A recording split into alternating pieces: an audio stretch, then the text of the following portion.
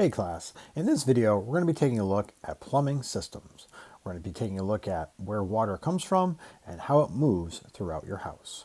Plumbing is one of the many trades that you can pursue after high school.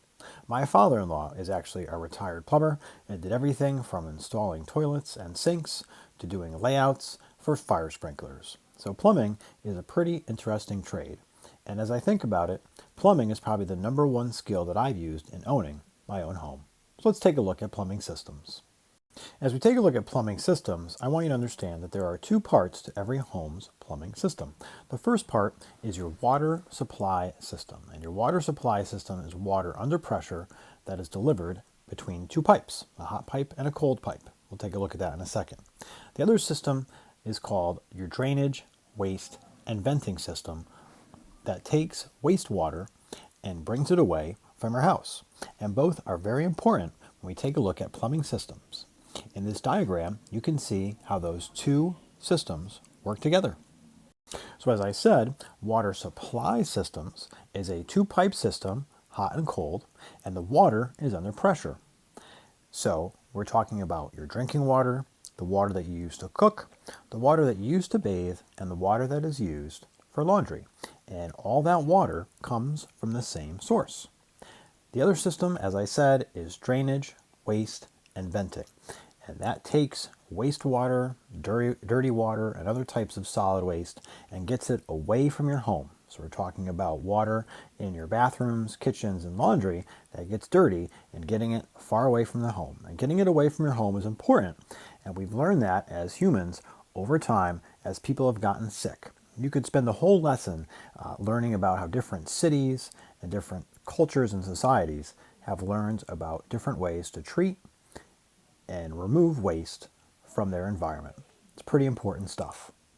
So as we talk about water supply and drainage, waste, and venting, and you take a look at this little chart here, what are some plumbing fixtures that you can identify? Well, your water supply comes to your house. If you need hot water, usually it goes through a hot water heater, and then it could travel to maybe a bathroom sink or your bathroom shower, or maybe a kitchen sink, or maybe a washing machine and dryer. Your toilet only gets cold water. And after that water is used, you then need the drainage to take that wastewater and bring it away to the sewer system that's in the street. The other thing that you'll notice is you notice these pipes that are going up to the top of your roof.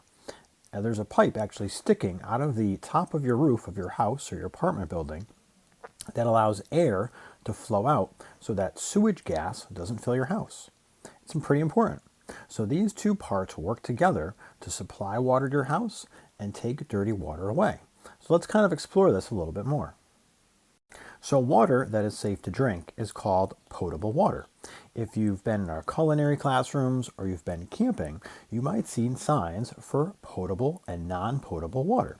So again, potable water is safe to drink, and that's the water that we get to our house for doing our laundry, that goes to our sink, that goes to our toilet.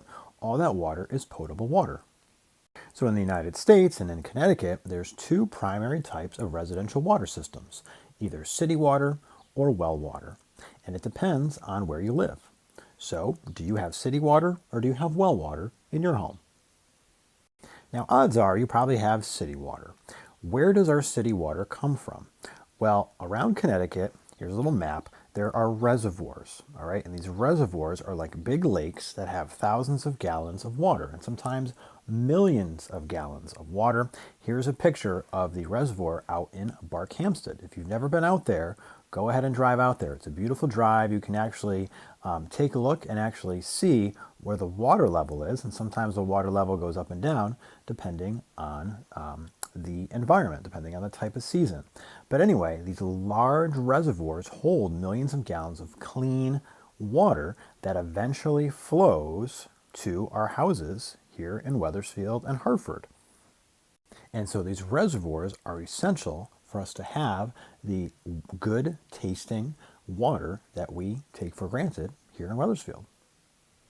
Now in Wethersfield, we get our water, again, from a reservoir. There's one out in Barkhamsted, there's one at the Neepog River, And this water is treated at treatment facilities in West Hartford and Bloomfield. Those treatment facilities treat about 50 million gallons of water a day. And the MDC serves about 100,000 customers in 12 towns. The MDC is an important company because it makes sure that our water is treated, so our water is healthy for us to drink, and also processes the wastewater that leaves our house. I have a couple old friends from high school that work for the MDC, and they have important jobs that help our community. Having clean water does cost residents money, so if you're interested to know how much it costs per gallon to have water come to your house, it's a bill that you could take a look at, so maybe you could ask your parents or guardians for their water bill.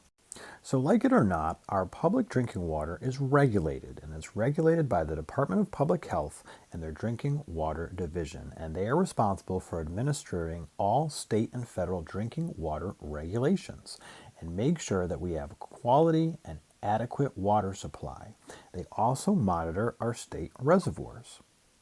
There's also federal laws like the Safe Drinking Water Act that says that all public water must be tested regularly for bacteria, man-made chemicals like lead, radioactivity, and naturally occurring compounds.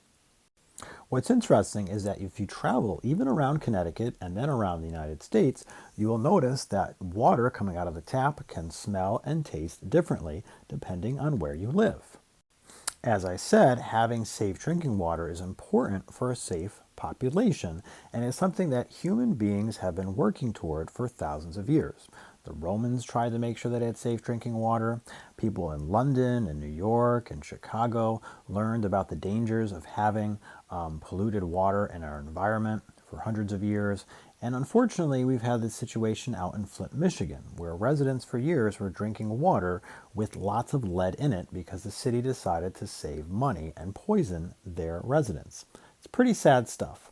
Again, there's a lot more to cover than what I can cover in a quick little 8-minute video. So if you want to learn more about water and the importance of water, definitely plenty of things for you to investigate and learn on your own. So when you flush the toilet and water goes down the sink, where does it go? Well, there are pipes in the street that eventually lead to our water treatment plants. There are 700 miles of sewers here in the MDC area, and there's a couple different ways that they process this water. There's a primary process where they actually physically remove the contaminants for the water, and then there's a secondary process, which is a biological process where they actually use biology to treat the water and then reintroduce that water back into the system. There's a lot more science to it, something that you could probably learn about in a biology class, but I want you to know that very close by near the cove is an MDC treatment plant. And unfortunately, in some summer days, if it gets hot and the wind blows the right way, you can actually smell the South Meadows treatment plant. Now, the treatment plant is important because we need to treat the water that we use. The other thing is we need to make sure that we don't pour hazardous materials down the drain. And so oftentimes the MDC will have hazardous waste collection for the waste that we have. So treated water is important for our health and well-being. And it's just another way the MDC helps our community.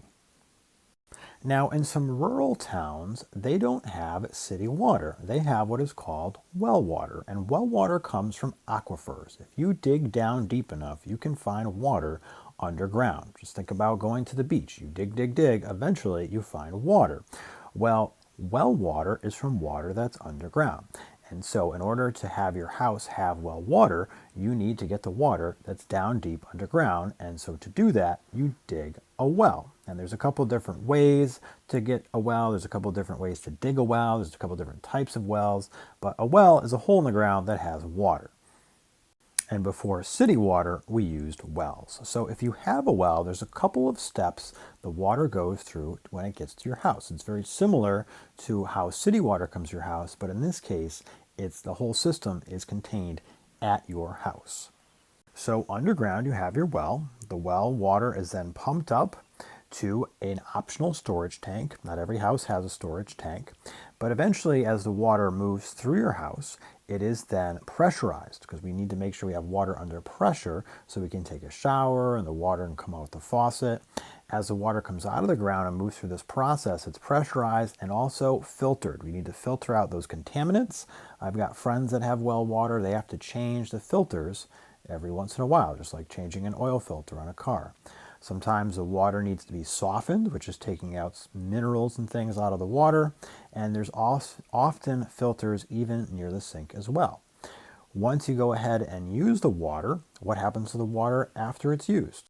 Well, in city water, it goes to the sewer and goes to the treatment plant. Well, they don't have that for well water. What well water does is it goes through a septic tank, a large tank that most people in rural environments have out in their backyard. That septic tank is where all the wastewater goes. And included as part of the septic tank process are what are called leach fields, basically a large field where the wastewater gradually goes out and evaporates and becomes part of the grass and soil in the backyard.